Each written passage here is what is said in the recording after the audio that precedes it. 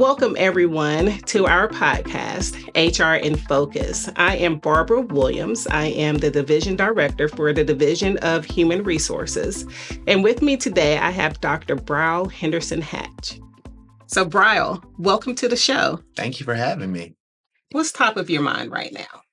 I have the pleasure of leading probably some of the most dedicated and hardworking team members here.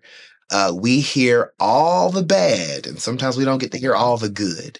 But we still have to approach and be committed to making sure we see the good in people.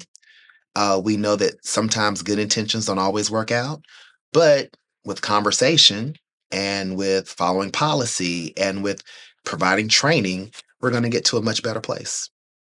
What keeps you passionate about it? I often say I have the best part of human resources because I have the part that impacts the human, which is employee relations, which is everything from a person experiencing a workplace experience that may not be optimal and they may need to file a grievance. Someone who is reaching out for an accommodation, someone who anything that impacts really the employee and how a manager provides support for them, how we provide support for them. And then also EEO, which is Equal Employment Opportunity. We know that the state of North Carolina has a zero tolerance for unlawful workplace harassment or discrimination based off protected class status, which is everything from sex, gender, race, religion, veteran status, ADA status. And then the newest part is workforce engagement. And so that is really, how do we keep these 15,000 people engaged? How do we provide them with training, the resources to know this is a great place to work? We want you to be successful at work, and we want you to be a part of this community that's called NCDHHS. All those things keep me passionate because I think it's what keeps people engaged. I get excited to see someone who says, I like working at NCDHHS, because we know when people are happy at work, they're more likely to be happy with the people they work with. Mm-hmm. They're going to be more positive with the people they work with, but they're also going to be passionate about the work they do. Okay, so let's talk about the heart of your work. How do you approach conflict resolution in a way that's fair and constructive? I think that, the first part of that is, we have to be fair, which means we have to follow policy. We have to make sure that people are adhering to the policies that we have set forth by the state and by the department. Also, I think that the heart of our work is to be proactive and responsive. And I'm curious, how do you balance being an advocate for employees and also protecting the agency's interest? I am very people-oriented, but I also recognize that you cannot do everything you want to do. And we have to really keep those policies and procedures as our guardrails. And policies are not meant to hurt people. And we have that conversation often. The policies are not there to hurt you. The policies are there to make sure that everyone understands the guardrails that you get to operate in between. And so I think it's really important that we advocate for people first. We want all 15,000 people who work at NCDHHS to come and say, I had a positive work experience. We want you to have a positive work experience while adhering to the policies, practices, and procedures that ensure we are effective, we are efficient, and we serve North Carolinians to do the work that we've been charged to do. Absolutely. How has the shift to hybrid or remote work changed the way you approach EEO, and workforce engagement?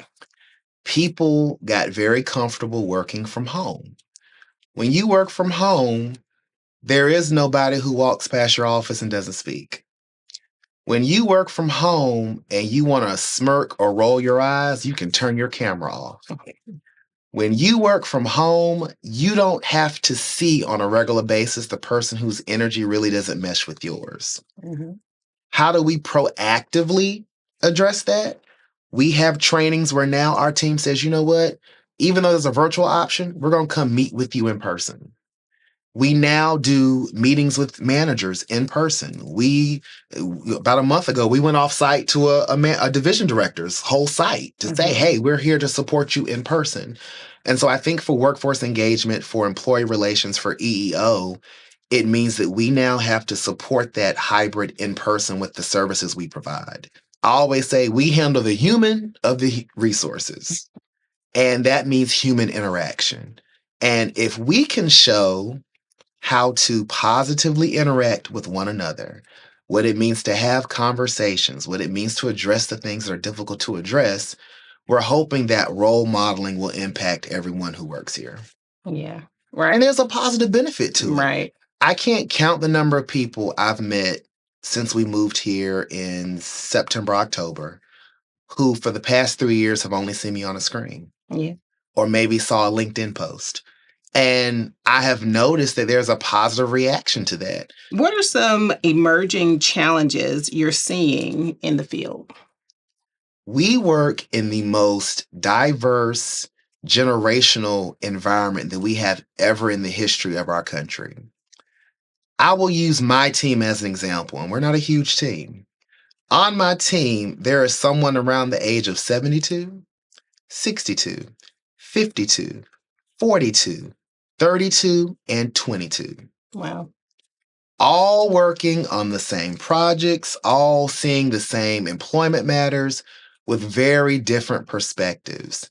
I think that is a challenge for people to adapt, but it's an incredible opportunity because, one of the beautiful things about the state of North Carolina is people come here and they stay. People spend 20, 30, 40 years. That is so much institutional knowledge, you can't put it in a handbook or a SharePoint site. You just can't do it.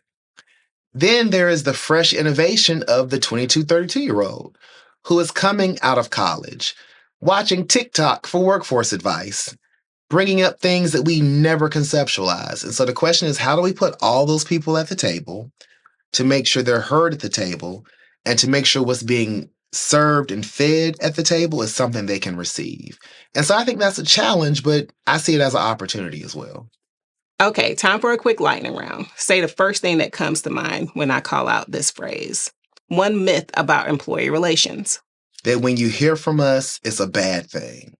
Okay. Favorite HR tool or resource? I am a millennial who loves AI. I will say Microsoft Copilot. Okay. I love it too. Best advice you've ever received? People first. A book or podcast you recommend?